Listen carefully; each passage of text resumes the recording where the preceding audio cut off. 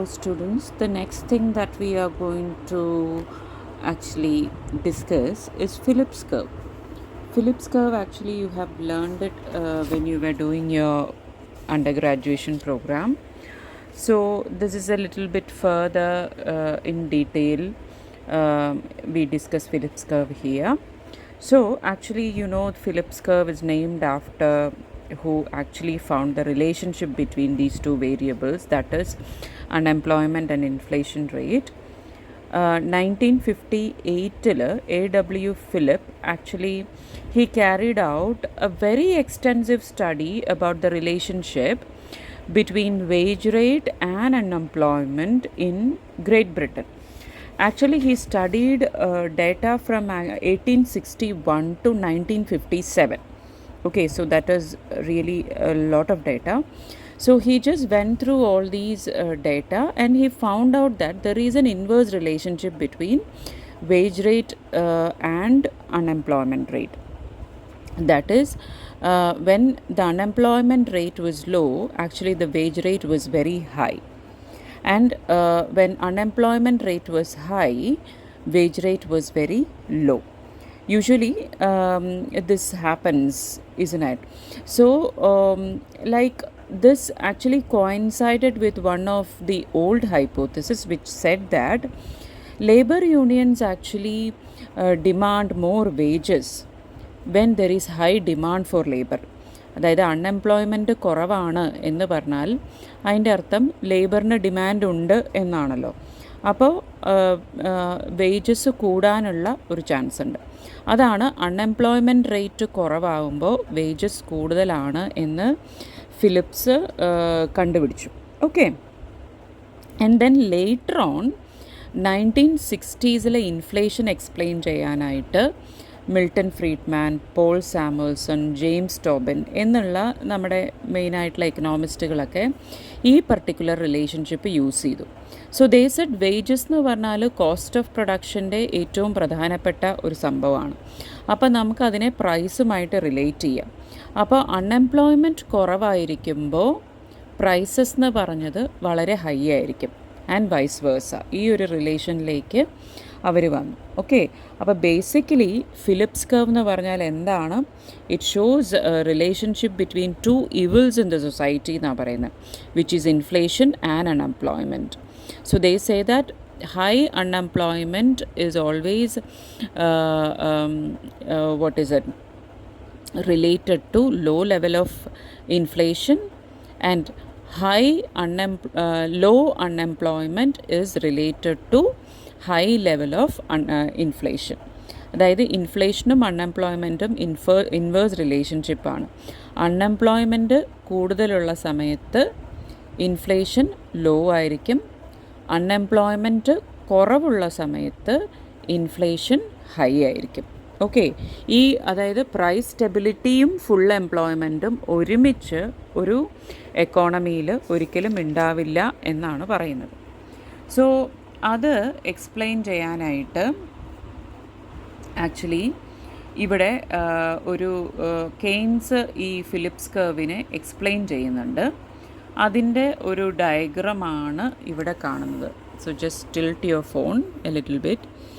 ഇവിടെ കെയ്ൻസ് ഇതെങ്ങനെയാണ് എക്സ്പ്ലെയിൻ ചെയ്യുന്നതെന്ന് വെച്ച് കഴിഞ്ഞാൽ, he says aggregate supply is upward sloping in the intermediate range. Intermediate range എന്ന് പറഞ്ഞാൽ when the economy approaches full employment or near full employment ലെവലിൽ aggregate supply curve എപ്പോഴും upward sloping ആയിരിക്കും. ഇതിന് രണ്ട് റീസൺസ് ആണുള്ളത്.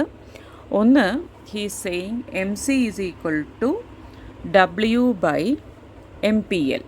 അതിൽ MC എന്ന് പറഞ്ഞാൽ മാർജിനൽ കോസ്റ്റ്, W എന്ന് പറഞ്ഞാൽ വേജ്, നോമിനൽ വേജ്, MPL എന്ന് പറഞ്ഞു കഴിഞ്ഞാൽ marginal product of labour. So diminishing returns ആണ് എക്കോണമിയിൽ വർക്ക് ചെയ്യുന്നത് നമുക്കറിയാം. So marginal product of labour എന്ന് പറയുന്നത് ഫോൾ ചെയ്യും.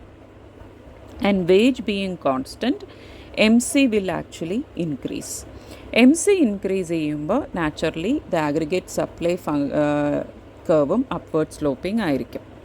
And the second thing is actually aggregate demand increase ചെയ്യുമ്പോൾ, ഇപ്പോൾ ഈ പിക്ചറിൽ നോക്കിയാൽ അറിയാം, when the aggregate demand increases, the output actually increases.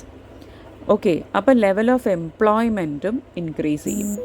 Okay, അപ്പോൾ ഈ അഗ്രിഗേറ്റ് ഡിമാൻഡ് ഇൻക്രീസ് ചെയ്യുന്ന സമയത്ത് more output has to be produced, so more labour will be demanded, so the employment will increase and the unemployment will slowly start falling and there will be an increase in the wage rate.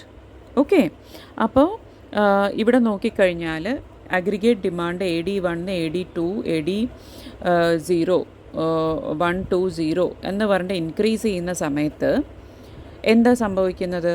ആ equilibrium പോയിൻറ്റ്സിലൊക്കെ നോക്കിക്കഴിഞ്ഞാൽ അതിന് corresponding ആയിട്ട് ഇൻകവും കൂടുന്നുണ്ട്, അതായത് ഔട്ട്പുട്ടും കൂടുന്നുണ്ട്, അതിനനുസരിച്ച് price level on the Y ആക്സസും കൂടുന്നുണ്ട്. ഓക്കെ, സോ EFG ഈ പോയിൻറ്റ്സിലേക്ക് പോകുന്ന പോലെ Y1, Y2, Y3 എന്ന് പറഞ്ഞിട്ട് the output level is also increasing. ഇതിന് കറസ്പോണ്ടിങ് ആയിട്ട് പാനൽ ബിയിൽ നോക്കിക്കഴിഞ്ഞാൽ the unemployment is actually falling. ഈ EFG എന്നുള്ള പോയിൻറ്റിലേക്ക് മാറി മാറി പോകുമ്പോൾ ആക്ച്വലി ഇപ്പുറത്ത് ഫിലിപ്സ് കർവ് നോക്കിക്കഴിഞ്ഞാൽ the unemployment rate is falling from ഇയിലാകുമ്പോൾ UC3 ആണ്, എഫിലാകുമ്പോൾ UC2 ആണ്, ജിയിലാകുമ്പോൾ UC1 ആണ്. That means unemployment rate is actually falling when the aggregate demand is increasing and the output is increasing, because more employment is generated and wage is increasing, so the price is also increasing. So as the aggregate demand increases, the unemployment level is actually falling. അപ്പോൾ price ലെവലും അൺഎംപ്ലോയ്മെൻറ്റും എപ്പോഴും inversely related ആണ് എന്നാണ് ഇവിടെ പറയുന്നത്.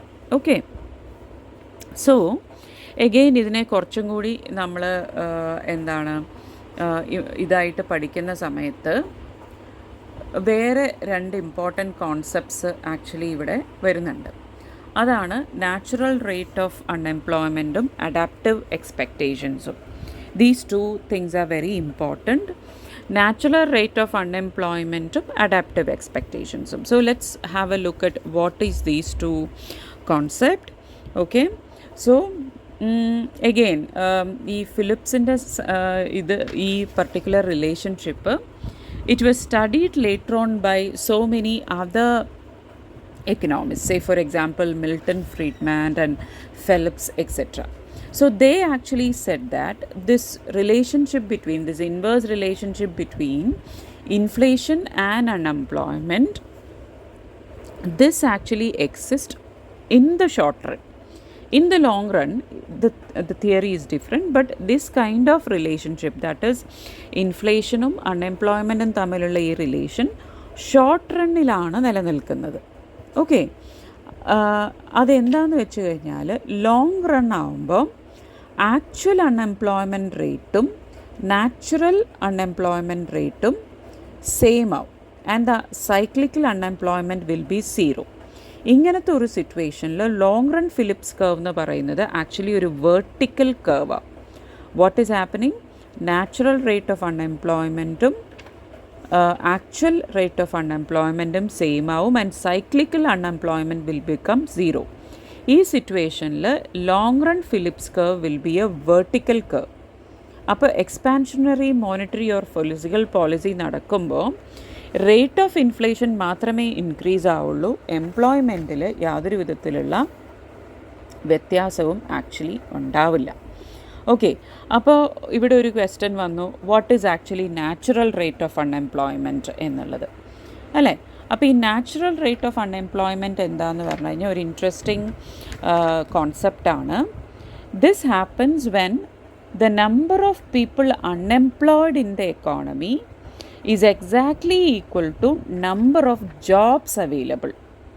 ഞാൻ പറഞ്ഞത് മനസ്സിലായോ? എന്താണ് നാച്ചുറൽ റേറ്റ് ഓഫ് അൺഎംപ്ലോയ്മെൻറ്റ് എന്ന് പറയുന്നത്?